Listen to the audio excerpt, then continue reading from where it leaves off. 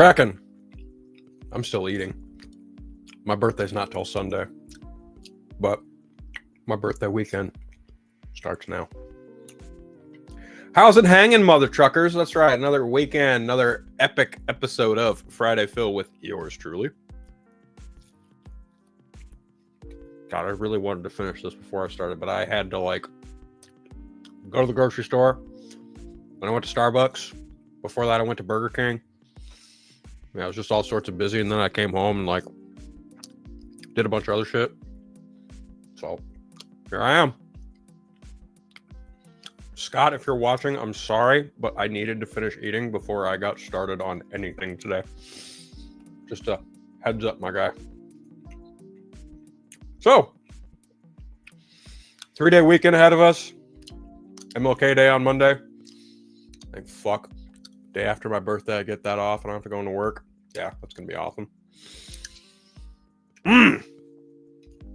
Man, I love Burger King so much.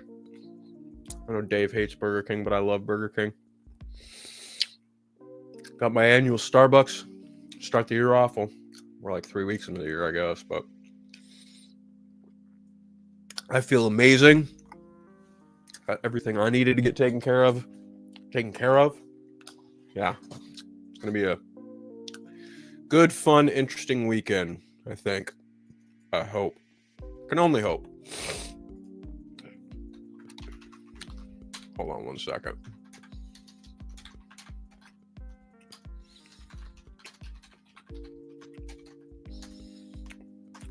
Just typing up a message right quick. Thank you very much. So, anything exciting happened this past week? Kind of, sort of, right? Maybe a little bit, couple things here and there. You know, maybe some movie news, comic book news, some gaming news. But before we get into all the fun shit, because certain super something started filming earlier this week.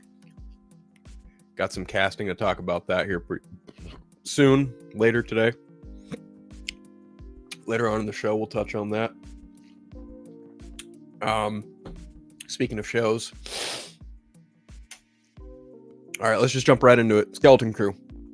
I have not talked about Skeleton Crew the last 2 episodes, not because I didn't like the episodes, but because there was the other stuff that I talked about that just kind of overshadowed it. And I don't mean that in a bad way, but I really wanted to talk about this because the show was amazing through and through, consistently good on every level in every episode all the way through.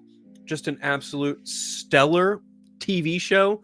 In its first season, there was not a bad episode. This is good. This was good Star Wars. And I'm not saying that there's bad Star Wars, but hot damn, this was some fucking good Star Wars. Skeleton Crew, Lucasfilm.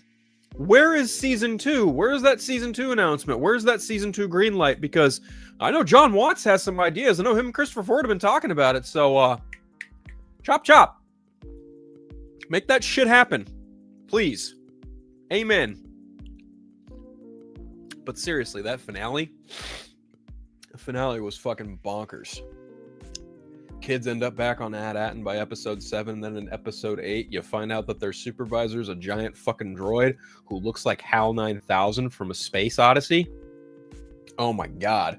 Then you've got Jadna Wood basically torturing them into hey, either do what I say or I'm gonna fucking kill you. It's yo, he's not a Jedi, he's a Force user, and he's not a Sith. He's just proof that people on with Force techniques can be fucking evil too. And they don't have to be Sith. And I love that. I love that there's now a middle ground, a medium, if you will, of characters in Star Wars who are just evil, but they're not full-blown Sith. And they can wield a lightsaber, and they can use the Force. They can do this. They can do a bunch of other shit. They're actually fucking schemy motherfuckers. And I love that about Jod. I love what Jude Law did with that character. I'm about to sneeze. Okay. Got that out. We're good.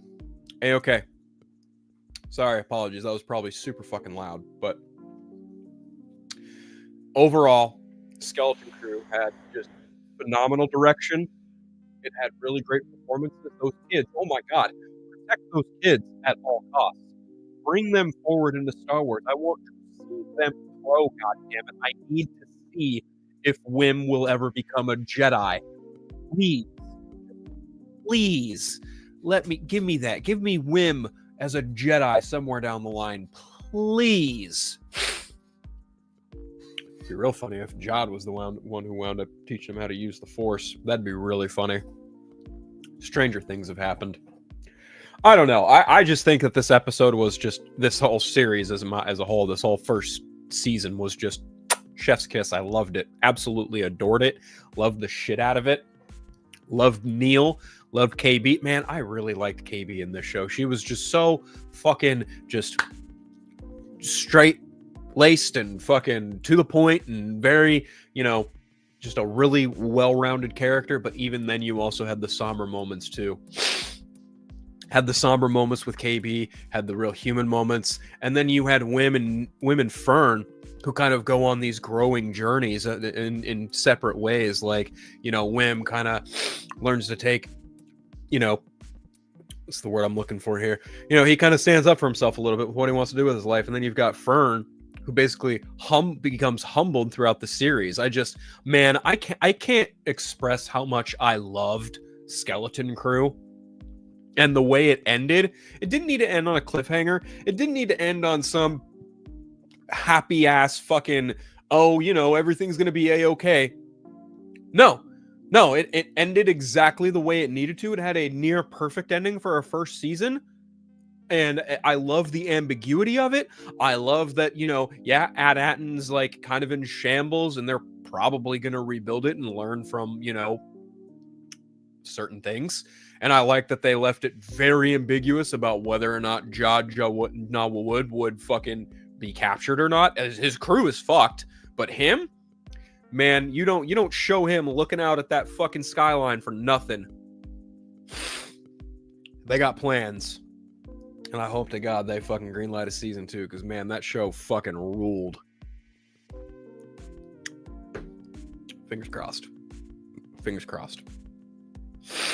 Fingers crossed. I am hoping and having my fingers crossed for Skeleton Crew getting a second season. Although, since we're on the topic of Star Wars, let's get some laughs, shall we? Let's get some good laughs in. Yeah, I've got some funnies for you guys, especially when it comes to Star Wars, of course. Oh, where is it? I had a good funny for Star Wars. Where the fuck is it? Here it is. Okay. Here we go. You guys are going to laugh at this because I got a good laugh at this shit. Actually, before I pull this up, let's just say hi to who's in the comments. Yes, Donovan, I see you. We will talk about everything in your giant paragraphs. You love to leave me, man. Don't worry. I will address everything. The Switch 2, Annie Muschietti, the Supergirl, all of it, bro. I got you, man. Don't worry. Braden, my man, how's it going? One-bot. I love the trailer for Daredevil Born Again. The Punisher, the White Tiger looked awesome. Okay, we will touch on Daredevil. I did not leave those masks in my thumbnail for nothing. You bet your ass we'll be getting to that. Braden, I'm glad Skeleton Crew is not getting hate because I got so tired of seeing hate for the Acolyte. Okay, yeah, there's some not great things in it, but still a good show. I agree. I think the hate for the Acolyte was not only just fucking manufactured, but just outright abysmal and ridiculous. It made no sense whatsoever. They act like the Acolyte is Satan. I couldn't agree more. RJ says, Nintendo Switch 2 Electric Boogaloo. I will provide my feelings on that for sure. Don't worry. I would love to see the characters interact with some other Star Wars characters, but the characters that I want to see most in live action are Cal Kestis and Starkiller. Yeah, I'm kind of right there with you. I really want to see Cal Kestis at some point. I think he'd be a fun one. Not holding my breath for season 2. Yeah, I've seen some talk of like the numbers and the viewership and stuff like that. The budget wasn't as high as the Acolyte, but remains to be seen. Yo, Jeffrey Dirksen, the Keyblade Master, what's up, my guy? Yes, I am wearing my king hat. As you can see, it's in proper fashion. Anyway, here's the funny that I saw from certain someone in the Star Wars fandom, and I just couldn't help but provide my 2 cents on, because man, this was kind of a ridiculous take. This was interesting to say the least. I had a good laugh when I saw this shit. Although I'm sure a lot of other people might have seen it. Not really sure, but let's go ahead and show you guys this shit. This shit had me kind of rolling of laughter a little bit. You guys might recognize the name. So this is from Star Wars Theory. It says, bring back well-written characters. Leave the politics and bullshit in 2024. George Lucas, Star Wars forever. And my response was, George Lucas literally based Star Wars off of real-world politics, you media illiterate knobgoblin. Now, look. I'm no expert. I have no bachelor's in writing. I have no bachelor's in film. I have a very extensive film background, yes, but I do not have any kind of certifications or degrees that would entail as such. Neither does this asshole. And when I say this asshole, I mean exactly that. This guy is a fucking blight on Star Wars fandom. This is the guy who acted like he was eating shit to make a point about Acolyte. This guy is literally the worst of the worst when it comes to Star Wars fandom. I mean, sure, you've got your fucking racist idiots like Nerdrotic. You've got your fucking dumbasses like, you know, D-Day Cobra and all those other morons over at Geeks and Gamers. Sure. But this guy, this fucking clown, he's got fucking 3 million followers on YouTube, puts out a bunch of bullshit, wham-whams about Disney all fucking day. And I'm just like, dude, you are the fucking worst of the worst when it comes to Star Wars fandom. 9 times out of 10, when you open your mouth about Star Wars and it's something negative, sure, people can like what they fucking like and they like what you say to an extent, but chances are some people might like it just to fucking laugh at you because you were that much of a dumbass. Yes, Mr. Star Wars Theory. I don't even know who the fuck this guy is. I don't really care, but I see his videos pop up in my For You feed sometimes on YouTube, and I'm like, yeah, no, I've seen what he has to say. He's not very intelligent, number one. Number two, he has no fucking clue of how any of Lucasfilm operates. Number three, he's just a jackass. He's one of those loud idiots who's been on YouTube for a while, and he's just loud, and he fucking talks a lot. And since he spews a lot of bile and bullshit, people are like, oh yeah, I like him. He's fucking cool. Matter of fact, he kind of reminds me of a guy I used to fucking do a show with on 4Nerds. Won't say names, but there was one guy. Pretty obvious if you guys can fucking figure it out. Because everyone else on the panel got incredibly uncomfortable whenever he started bitching about Star Wars. Anyway, back to Skeleton Crew. Skeleton Crew was, I think, in my opinion, the injection Star Wars has been long looking for. And hey, I liked it. I like Skeleton Crew, man. Like, I think it's a good, well-rounded show. I think it's for everybody.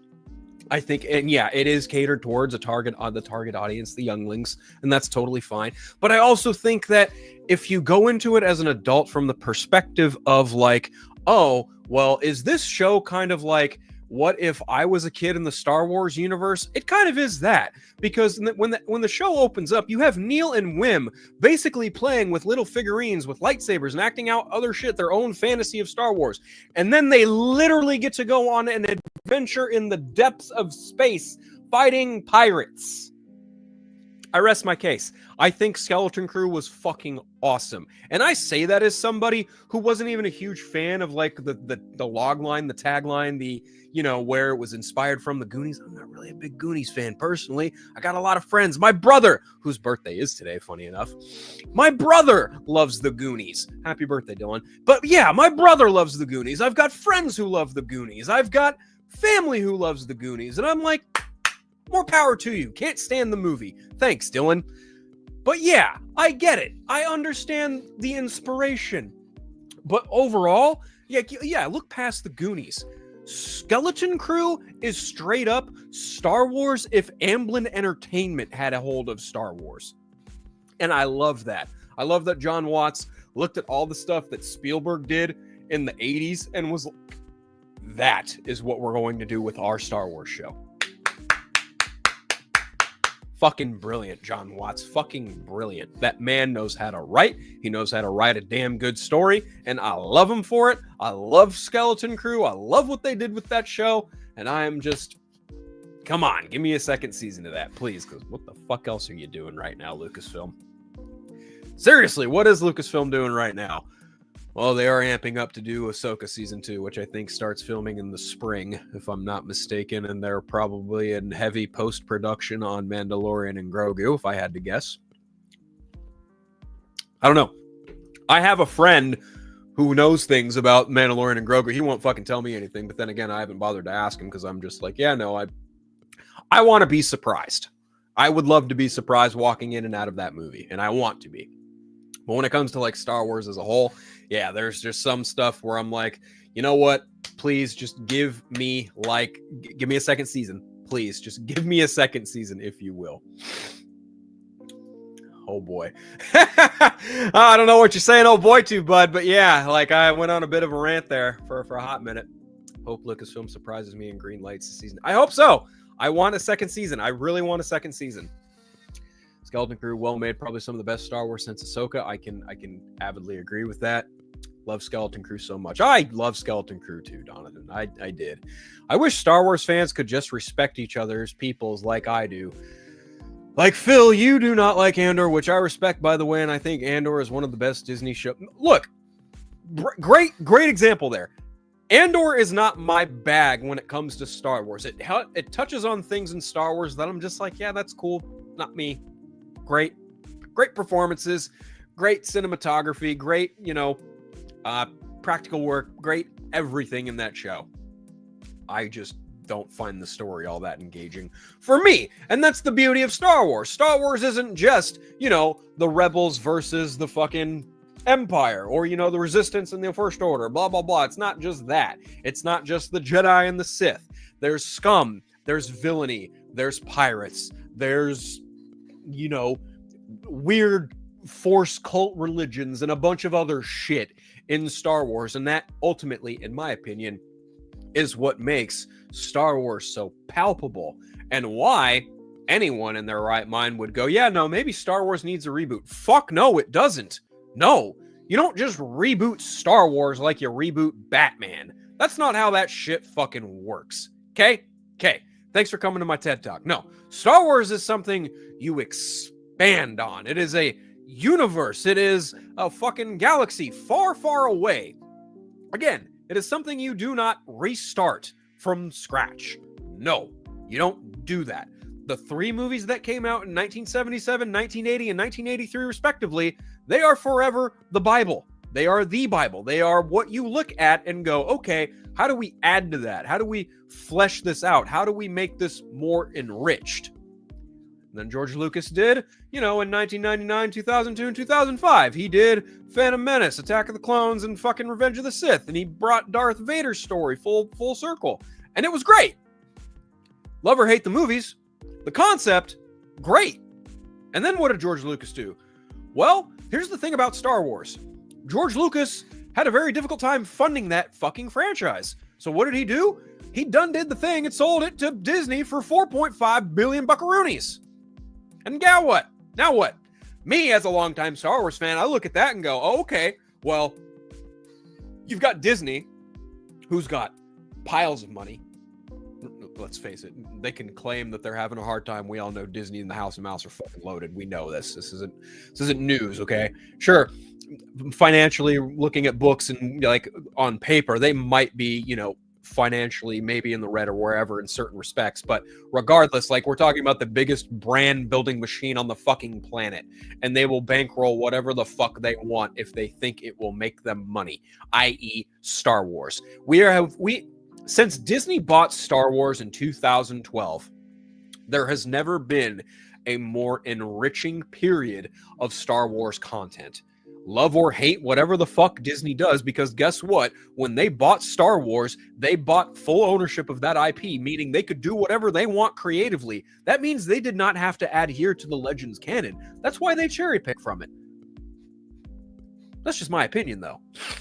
People can be mad about, certain stuff from the Legends canon being toyed with. That's your prerogative. You want to fucking be mad, be mad. But when people like Timothy Zahn come in and give their blessing to Dave Filoni for what he did with Grand Admiral Thrawn on Ahsoka, I'm sorry, but the guy who made Thrawn, his opinion on the situation, far more valid than any fucking dick-sucking fucking nerds sitting there with their fucking microphone being like, oh, Disney, no, fuck you, wah, ah.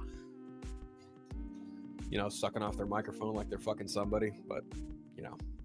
Anyway. Overall, love me some Skeleton Crew. Want more Skeleton Crew. Please, Disney, give me more Skeleton Crew. I would love... Where the fuck is my fucking remote at for my lights? Because my lights... There we are. Okay. Make it blue. There we go. More Skeleton Crew. I want more Skeleton Crew. Definitely.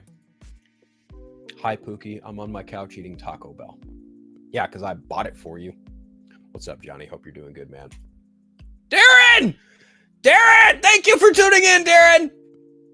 It's more than just lightsabers like some people think. I agree completely. There is a lot more to Star Wars than just lightsabers and all that bunch of bullshit.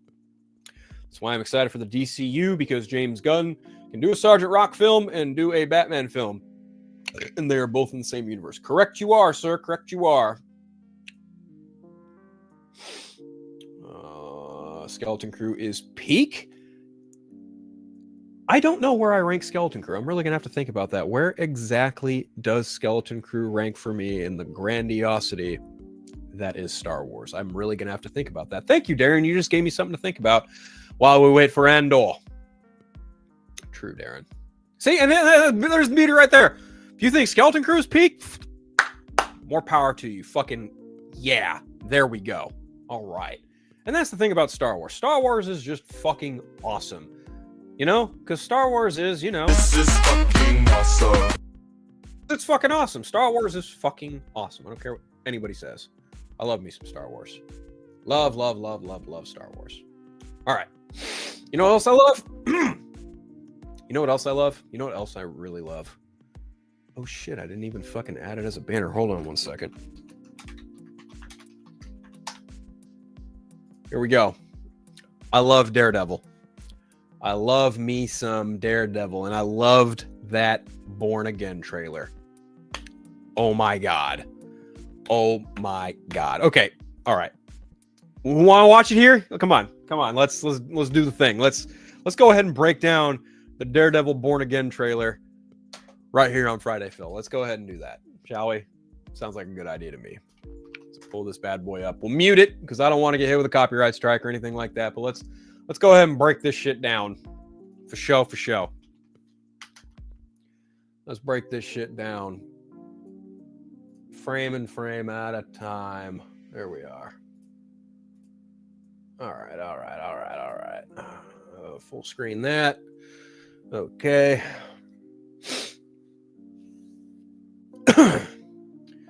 Homeboy from The Numbers. I don't know if you've ever watched that show. It was a great show. And Homegirl from Badlands, that was on AMC. That was another great show. Have not watched that. But you know what I have watched? All of Daredevil. You know what I can't wait for? Daredevil Born Again. Okay, so I'm gonna take my glasses off for this one because I can't really see. All right. So here we have Daredevil fucking someone up in the hallway, right? And then we've got him meeting Fisk in the diner. And Wilson Fisk just fucking motherfuckers up left and right. Okay, so apparently this diner, forgive me, Chris, if you're watching, my buddy Chris Balgo over at Marvel Ultimate Alliance, he pointed out where this diner was and the significance behind it, and I'm trying to remember which characters were introduced when and who Matt talked to initially in this diner, and I, for the love of me, cannot fucking remember if it was Karen or someone else, but there is a significance to this diner from the original series. And I love the exchange here. Well, I will admit, it's not entirely unpleasant seeing you again. And that's very clear. And they're both just like fidgeting their hands like, you know, it's really hard not to fucking punch you right now. And I'm sure they both feel mutually antiquated in that regard. But I love Charlie Cox and Vincent D'Onofrio. I love seeing them on screen together again. I love their dynamic. They are... look, Robert Downey Jr. was grade A casting as Iron Man.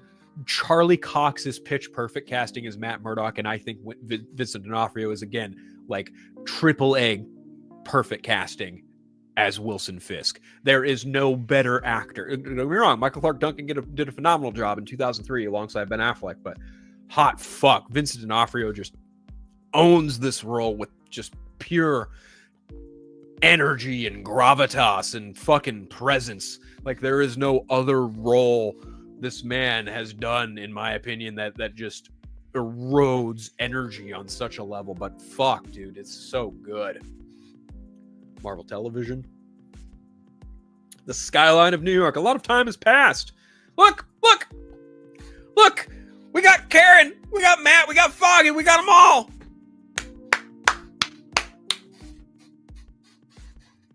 Boys are back in town. The boys are back in town.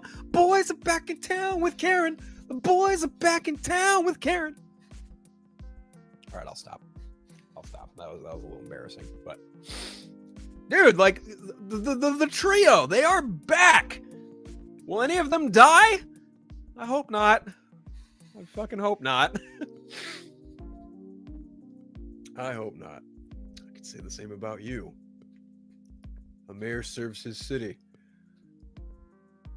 I love this. As you can see, you're not entirely convinced. Okay. So that right there, this image right here, there's a duality thing going on because there are many faces to Wilson Fisk and who he is in regards to New York, in regards to Hell's Kitchen, in regards to just Wilson Fisk at his core is just so many different things. And I love that this is a play on that. I love that visual imagery there. Can you blame me? And he's still doing some violent shit. I can't shake the feeling that you're gaming the system. Okay, so in the Devil's Reign arc, Wilson Fisk becomes mayor of New York City. He outlaws vigilantism. I don't know if that aspect of him outlawing vigilantism will play into this at all, but he is mayor. And there were heavy rumors that this Daredevil Born Again was going to, like, in a way, play on the Devil's Reign storyline. And I read a little bit of Devil's Reign, and I loved what Zardsky was doing with that. That was some fucking grade A Daredevil stuff going on there. Holy shit. Why did you stop being a vigilante? Wait a minute. Matt Murdock stopped being Daredevil? And he said a line was crossed. Who the fuck did he kill? What line did Matt Murdock cross, right? Oh boy. Okay, let me just back it on up there a little bit. You guys see the mask? Yeah, it's got a broken horn. But look, it's shaped like a D. And then the horn on the other side, Daredevil. Get it? Am I the only one who picked up on that? Yeah? Maybe? No? Okay. All right. Fair enough.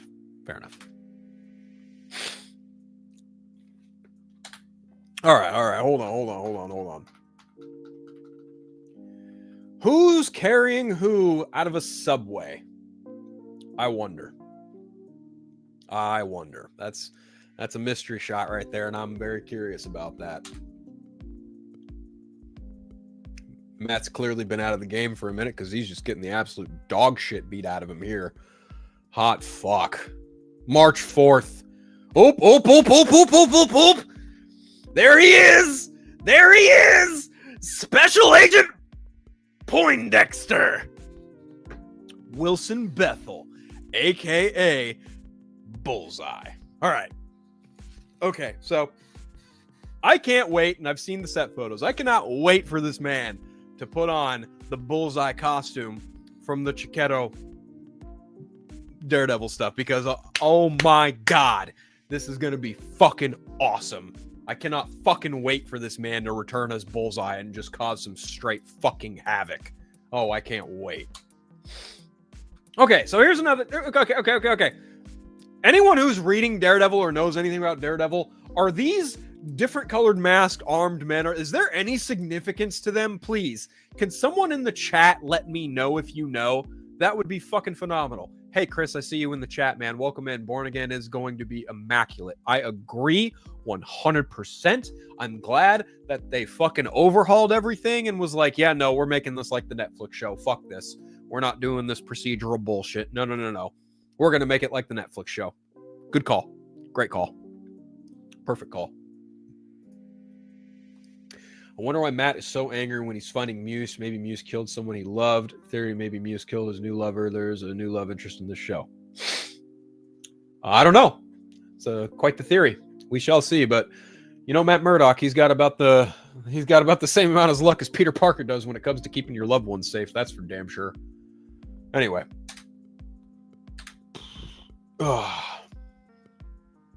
Okay, so there's some interesting feedback. Oh, cool. My W-2's available. I'm not really concerned about that at the moment, though. Someone's pointing a gun at Matt Murdock's head, and it's one of those fucking goons I mentioned earlier. But that's an interesting shot. Matt Murdock doesn't even look fazed by this. The devil's work is never done. That tagline. Oh, the devil's work is never done. Oh, I love it. Love that shit. Love it. But we got some shots of, let's see here. Got some shots of Matt walking through a city street. This is probably like right after fucking Fisk got elected. That's my guess. And we've got a shot of him in a courthouse here. An empty courthouse at that, too. Someone holding a hatchet. That might be Frank Castle. Sometimes peace needs to be broken. Oh, look, there's Matt Murdock getting it on with someone. Doing the thing that Matt Murdock is notorious for. But will he have a walk of shame in the Daredevil suit this time? No, I doubt it. Okay. Back up. Back the fuck up. I bet you anything. This is Bullseye. I am betting donuts to fucking dollars that this is Bullseye. Because this looks like the set photos in which we saw Frank Castle in full fucking garb. We saw Daredevil on that full red. We also saw what Bullseye looked like. And that figure, the fact he's holding a fucking shotgun, Bullseye was holding a shotgun in those set photos. I bet you fucking anything that's Bullseye. That, on the other hand, is the new player. Muse, or whatever the fuck, I don't know, but looking quite anarchic, more or less. Okay. Look at that line dialogue right there.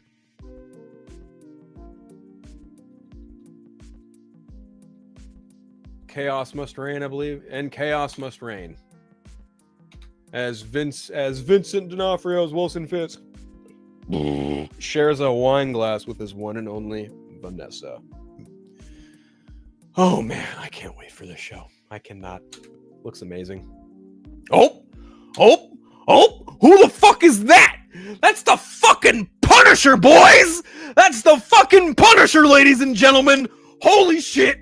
John Bernthal is back as Frank Castle, the Punisher. This news and this story was broken by none other than our good pal, Brent Clark from Marvel Ultimate Alliance, along with Chris Balga. They were the first ones to break that story over on that podcast a little over a year ago. More power to them, more props. But yeah, he's back, baby. He's fucking back. Frank Castle's fucking back. Maybe put the hatchet down. Yeah, he puts it down in the fence or in the fucking locker. I don't know. Okay. You know who the fuck this is? This is Gandolfini's son. I forget. Is it Tony Gandolfini? What the fuck is this guy's name? I don't even. His last name's Gandolfini. That's for damn sure.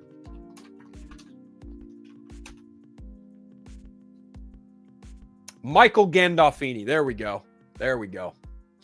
Now, The official name for this character is Daniel Blade. I got a suspiciously sneaking feeling he's going to definitely be Wilson Fisk's son. That's my guess. Good old Fisk Jr. Okay, hold on. What the fuck was that? Well, that's Matt Murdock just fucking slamming a guy's head into the wall. But what the fuck is that? Those are bodies. Those are bodies being hung. Whoa, that's wild. Oh, look at that. First look at White Tiger. Unfortunately, the actor who portrayed White Tiger passed away. So, can't wait to see this performance. Again, unfortunately, the actor passed away after filming finished. So, unfortunately, they will not be able to see their role, but we will honor it when the time comes. Oh, that looked brutal. All of this just looks fucking excellent, though. Oh my god. Believe in retribution. Oh, there they are. There's the fucking suit. There are the helmets. There are the helmets. Okay. So we got a silver one. We got a red one. We got two red ones, actually. That's probably the newer red one. The one on the end is probably from season 3. The yellow one is clearly from She-Hulk. That black one.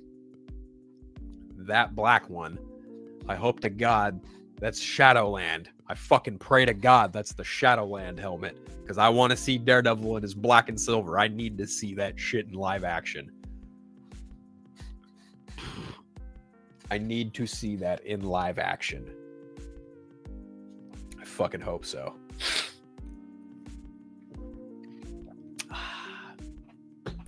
Did I mention I love Daredevil?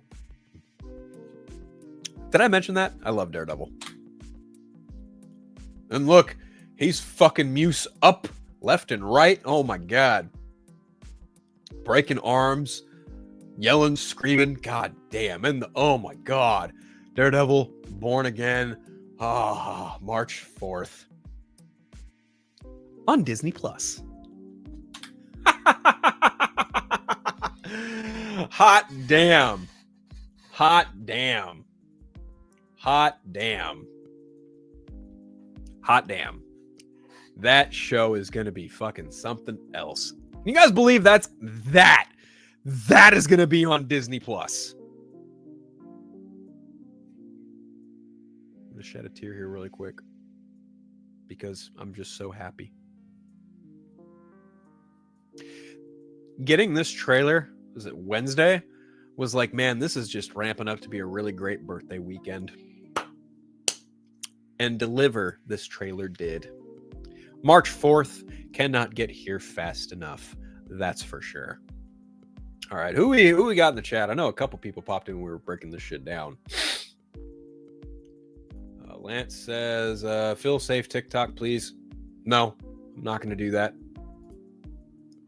Would not be surprised if Fisk referenced Spider-Man, maybe one for the campaign videos instead of dressed like a spider. That would be a fun reference. I agree completely. Numbers was created by Tony and Ridley Scott. Produced Numbers. It was on CBS. It's on Prime now. Freebie, if you want to watch it, feel free. Badlands, I do remember. Show. My boy Chris. Born Again, look immaculate. The fact they scrapped everything and went back to the drawing board is great. Agreed. Law and Order Hell's Kitchen didn't sound great. I agree completely. Daredevil is going to have his hands full with the psychopaths like Bullseye and Muse. I agree completely. Joypad Jake, hey, hope you're doing. Stopping before stream on. I'm joining in 20 minutes. I'm stoked for the Daredevil comeback. Agreed. Ronan, my guy, what's going on, guys? Donovan says the organ of the series theme song, that was great, and also the people behind the music for X-Men 97. Yeah, I agree. Yeah, that was a great touch. We have the Walk of Shame on CGI grass. I doubt it. Daredevil was my favorite comic show of the last decade. It very well has the chance to do that again. I don't think there was a bad season of the Netflix show. So there's that. Richard Fisk, I believe that is his name. Yes, I believe that's who it is. But according to Chris, they hope they call him Willie Fisk Jr. That'd be pretty funny. That is Muse art. I think the guy from The Sopranos is playing one of Kingpin's bastard kids. Very well could be the case. Black Mask, that is right out of Charles Soule. Ron Garney run. Correct, you are. I want that Shadowland look so fucking badly. Look, I think if you show off some of those helmets, you can't not show off some of those suits. Am I right? Or am I right? They made the right move keeping that done and aesthetic for Daredevil. I was so scared it was going to be dumbed down. I agree. I'm glad it wasn't. Can't wait to watch this show every Tuesday. It's going to be the Penguin of Marvel. In terms of conversation, I agree completely. I'm getting so sick and tired of people bitching about saying that they're going to water down Daredevil to not watch Deadpool and Wolverine, and this is what people wanted from Marvel. To be more dark, mature, and serious. No, that's his son. The actor who played Tony Soprano has a son who is playing the character that you see in the trailer. Yeah, that's who I was referring to. I think Michael Gandolfini is playing Wilson Fisk's son in the show. That's what I think. But Mom has a great point here. I think a lot of people really like to, point at the MCU and be like, oh, you're nothing but popcorn and bullshit and dick and fart nonsense. And it's like, no. This is the Marvel Cinematic Universe too. This is all the gratuitous of Deadpool and Wolverine minus the humor. So I'm stoked. I can't wait. Daredevil Born Again looks fucking awesome. I can't wait for this fucking show. It's going to be amazing. It is going to be fucking amazing. Although when it comes to Karen and Foggy though, I take it back. You're not in trouble. You're dead where you stand. I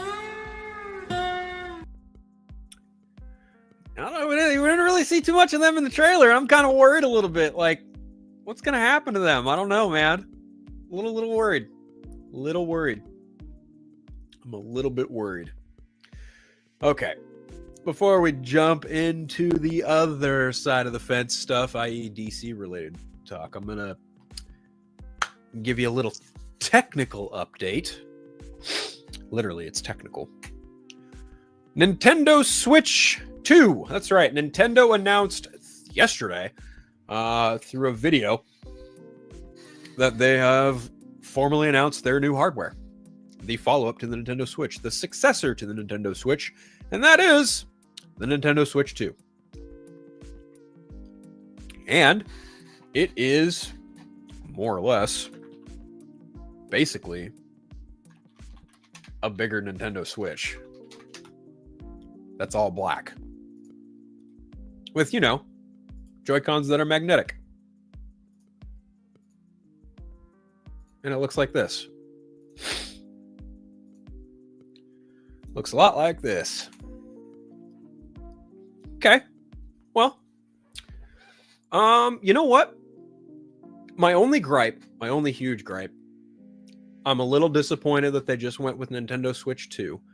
They missed a real opportunity by not calling it the Super Nintendo Switch. I think that would have gone a long way. But overall, I was telling the guys this in the Discord. I already put my email on a list for pre-order availability through Best Buy. I'm gonna try and get this day one. I'm gonna try. I should be able to, all things considered. But yeah, I am definitely gonna try and get this on day one for sure. Maybe they'll probably have some other Joy-Cons. I'm assuming it'll probably be HDMI. It's got two USB-C ports, one on top, one on bottom. Overall, it was a pretty solid reveal trailer, and I think they're playing it safe, but I think that's all they kind of need to do at this point. I think the most discussed thing, is backwards compatibility. I think it was very smart of them to say the majority of their Switch titles will be backwards compatible with the Switch 2, minus a few. And I'm guessing whatever ones are not are probably going to be the ones that require cardboard builds or maybe just certain stuff.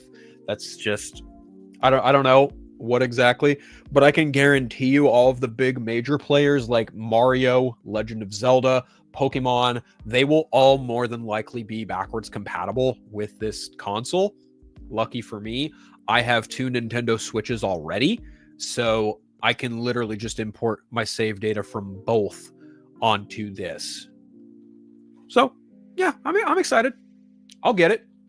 The kickstand does look cool too. I like the thinner kickstand. I think that could maybe be a problem down the line, but we'll see. Unless it's like superbly sturdy and metal. I don't know.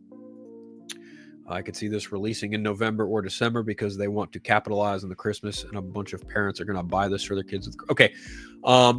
They announced it yesterday, and they have a direct for it in April, meaning they are going to amp up and have it launched and ready to go probably before the summer ends. That way, the first round can get sold and retailers can restock for Christmas in the holiday season. That's my guess. I wouldn't doubt one bit that they want this thing out by summer. They want to get it out by the summertime. That's my guess. Because summertime is just as feasible as Christmas, minus the holiday gifts and whatnot. But summertime, you've got a bunch of kids sitting inside. If it's too hot, at least here in California, it gets really hot. So we'll see. But yeah, I could easily see this thing releasing before the end of the summer. That's just kind of my 2 cents on it, personally. Jake says, hoping the Switch games that were originally Wii U games that got remastered like Hyrule Warriors and Donkey Kong Tropical Freeze will be backwards compatible as well. It would really suck if they weren't. I actually haven't played Hyrule Warriors, so I couldn't verify that. But I would, like I said, I wouldn't doubt like all of the major Nintendo stuff isn't backwards. It probably will be backwards compatible. I'd be shocked if one of the mainline any Nintendo game of like any Mario, Pokemon, Zelda, Donkey Kong, all of that shit. If some of those games weren't backwards compatible, I'd be genuinely surprised. We'll see what happens though. We shall see what happens. But it doesn't look like, as it stands right now, we're not in a PlayStation 3, PlayStation 4 situation. That's for sure. I would not be surprised if they announced the Nintendo Direct sequel to Tears of the Kingdom. I don't know. I think announcing this with the new Mario Kart was probably the right call. I think come April, we'll find out that the newest Pokemon game, Legend ZA, is probably going to be on Nintendo Switch 2 as well. All right, Jake, take care, man. Would not be surprised if they announced the Nintendo Direct. I don't know.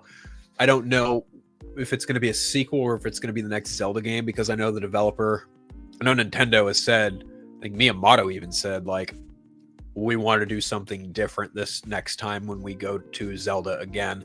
And I don't know that that will be in the same vein as Tears of the Kingdom. But at the same time, it's like, you opened up that genie bottle. You kind of can't put that genie back in the bottle.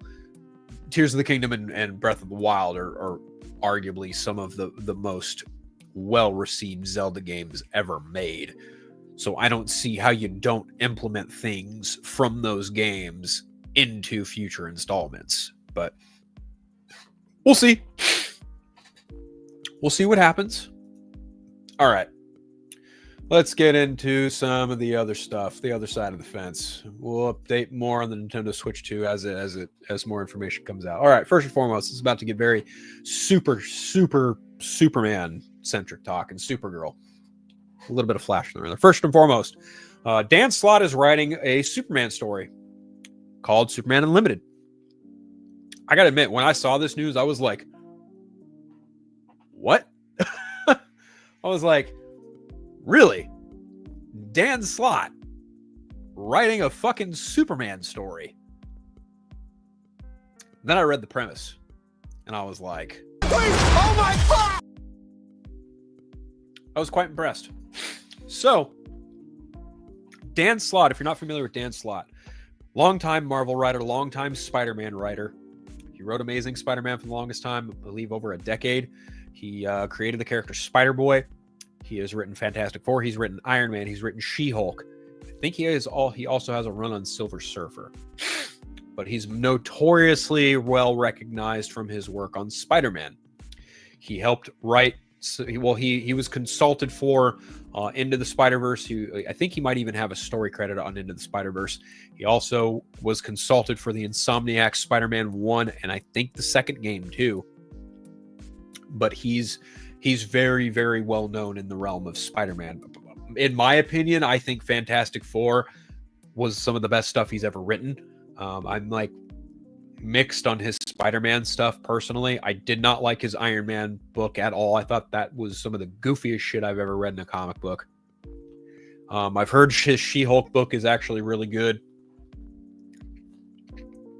And yes, Donovan, you're right. They are doing this in way of a summer Superman initiative for the movie. You're right.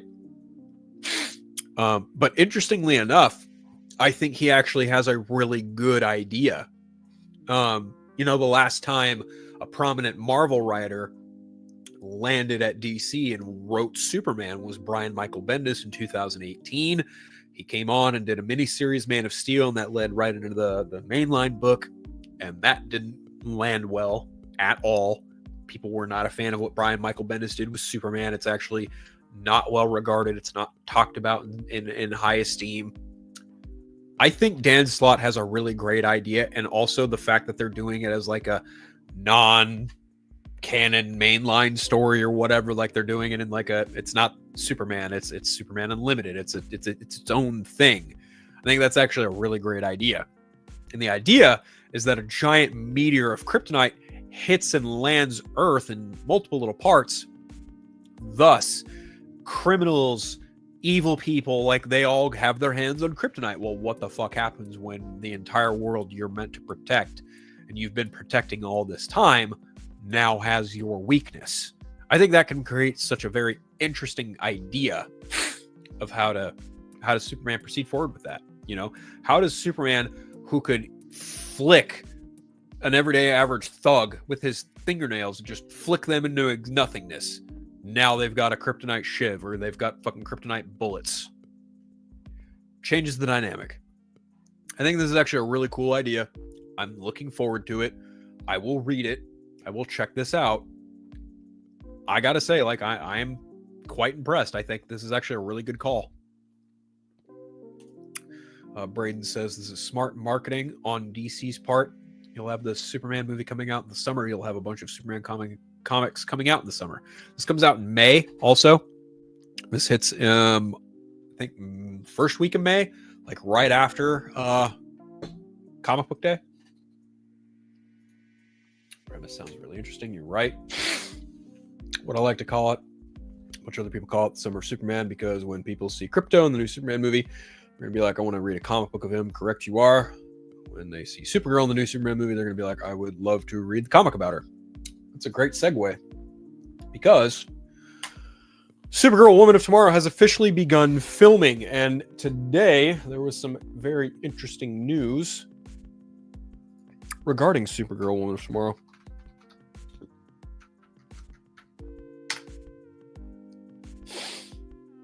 And here is the story.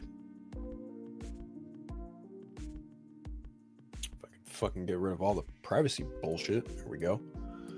All right. So, here we are.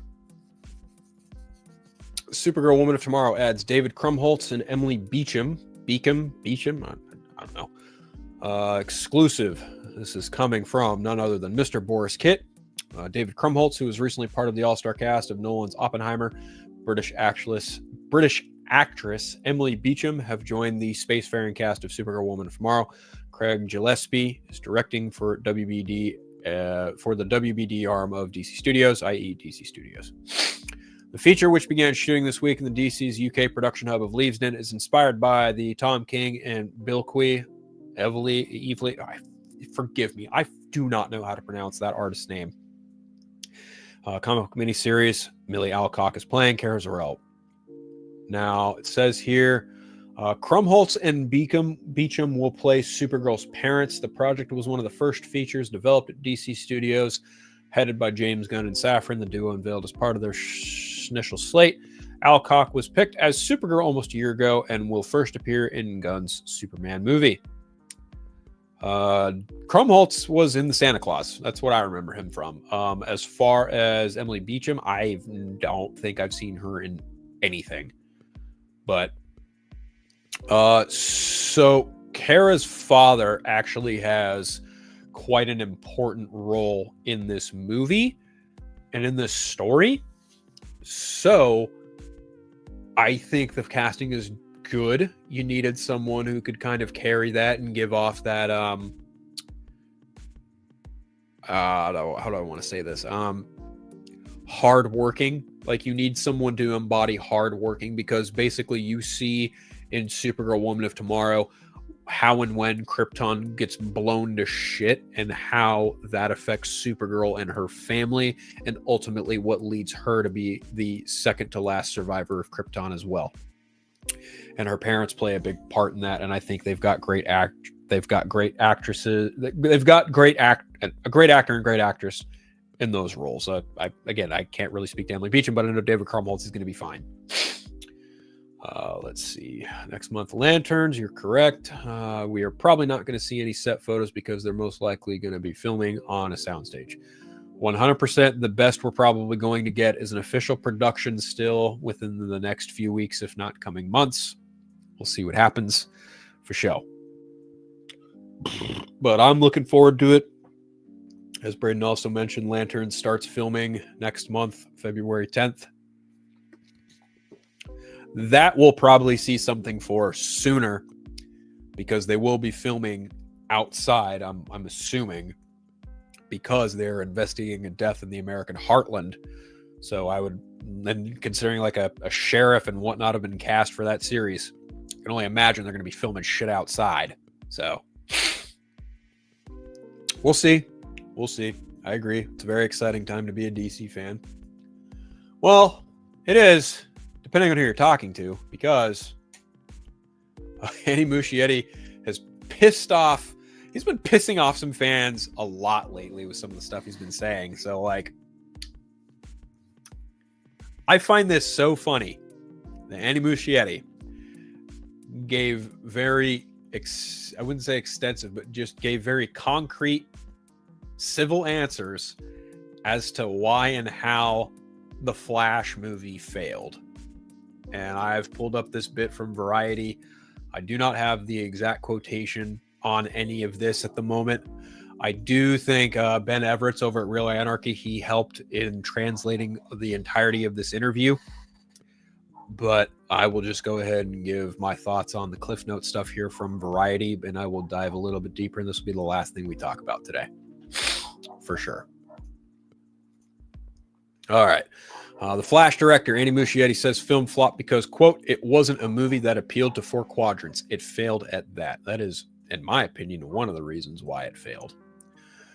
The Flash director, Andy Muschietti, has his own thoughts as to why the $200 million tentpole was a box office dud. Released in 2023, The Flash grossed $271 million by the end of its run.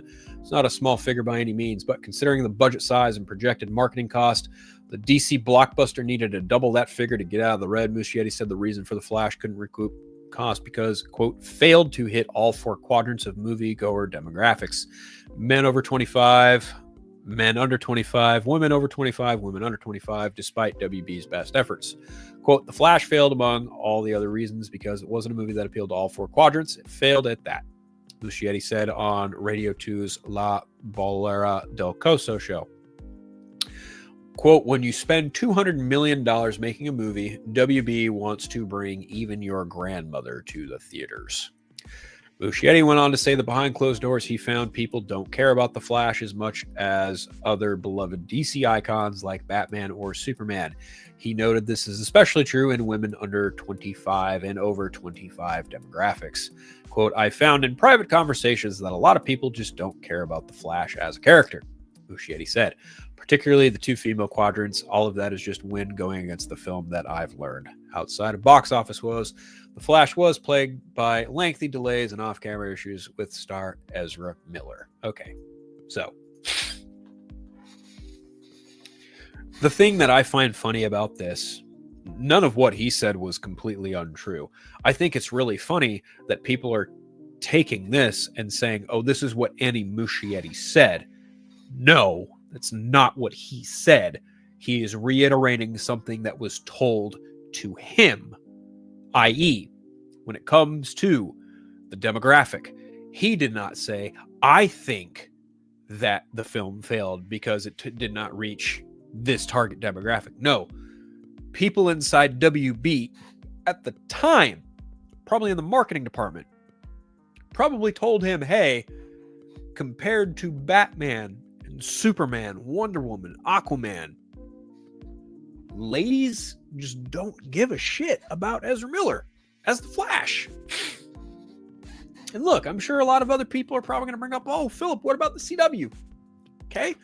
You guys want to talk about numbers when it comes to the respective Flash incarnations? Okay. Well, on average, the CW version of the Flash, which I watched until about season 5, there's an indicator right there. On average, the CW Flash garnered between 1 and 3 million views per season. Per episode.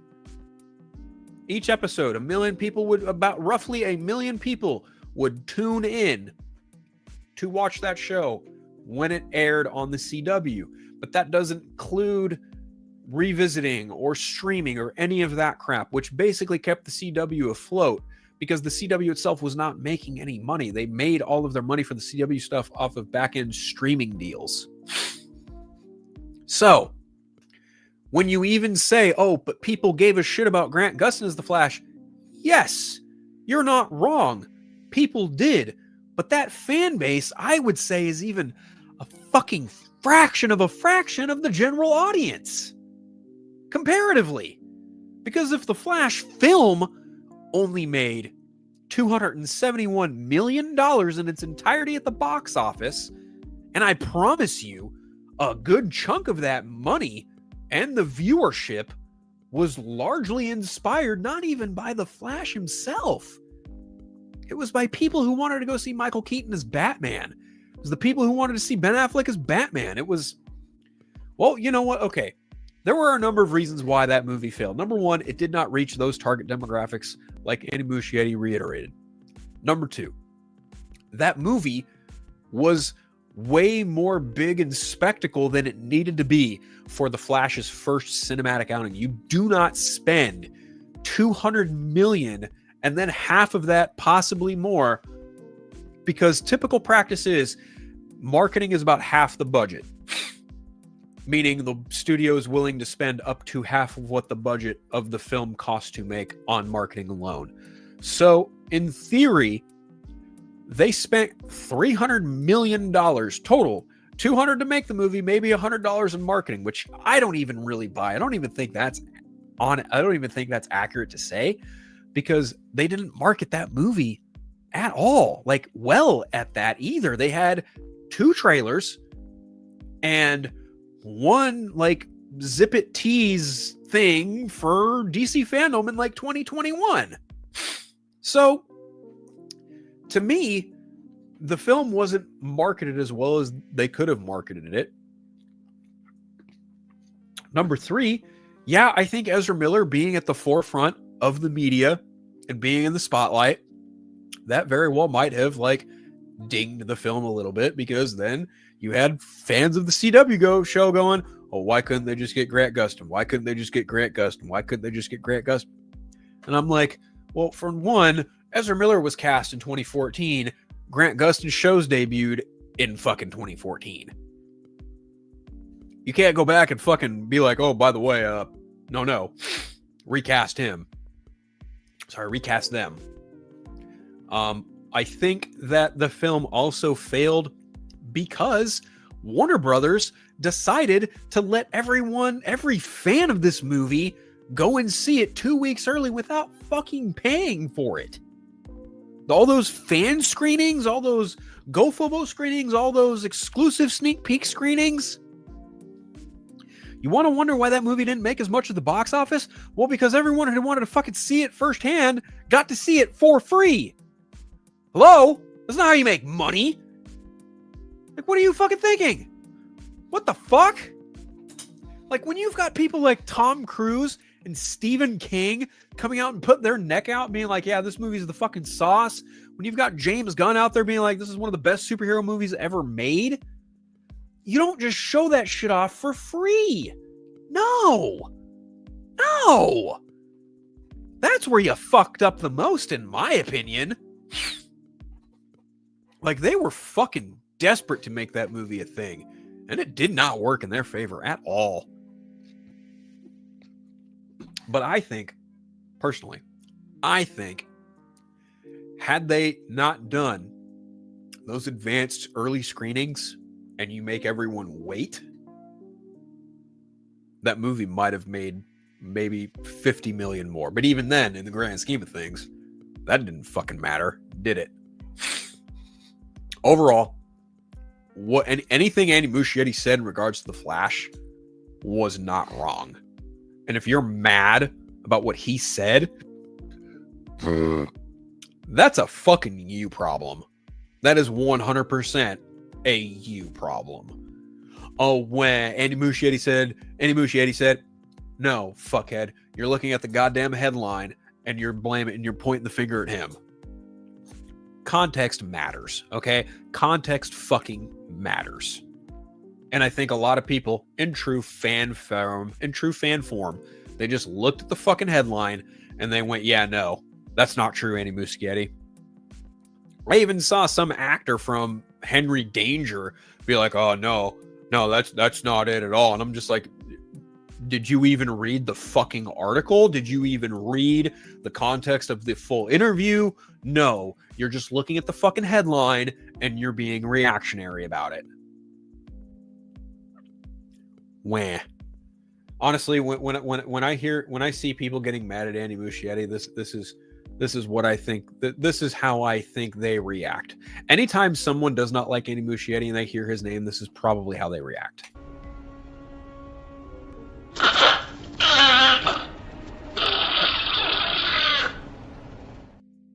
That's exactly how they react.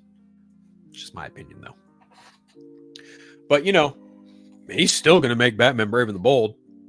The best thing in the Flash film was the Batman stuff. I mean, again, another, I think, ding to the movie was like, it just wasn't...